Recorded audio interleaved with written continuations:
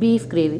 அதுக்கு தேவையான spices add பண்ணிக்கோங்க. அப்புறம் ஒரு பெரிய வெங்காயம் ஆட் பண்ணி அதை வதங்கினோன்னு இஞ்சி பூண்டு ஆட் பண்ணி வதக்கிட்டு தக்காளி ஆட் பண்ணிக்கோங்க.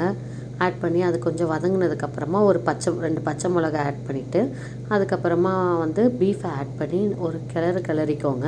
அதுக்கப்புறமா அதுக்கு தேவையான உப்பு, அப்புறமா கரம் மசாலா, சில்லி பவுடர், அதுக்கப்புறம் மஞ்சத்தூள், கொரியாண்டர் பவுடர் இது எல்லாம் ஆட் பண்ணிவிட்டு நம்ம வீட்டு மசாலா இருக்கும் இல்லையா, அது ஒரு 1லேருந்து 1.5 ஸ்பூன் ஆட் பண்ணி நல்லா பரட்டி விட்டு அதுக்கு தேவையான தண்ணி ஊற்றி விசில் போட்டுடலாம். ஒரு 4 விசிலுக்கு வந்துட்டு நல்லா ஹை ஃப்ளேம்லேயே 4 விசில் போட்டோம். 4 விசிலுக்கு அப்புறமா குக்கரை ஓப்பன் பண்ணிவிட்டு அதில் வந்து நம்ம உருளைக்கிழங்கு கட் பண்ணி வச்சுருக்கோம், அதை ஆட் பண்ணி திரும்ப ஒரு 4 விசிலுக்கு விட்டு எடுத்துடலாம்.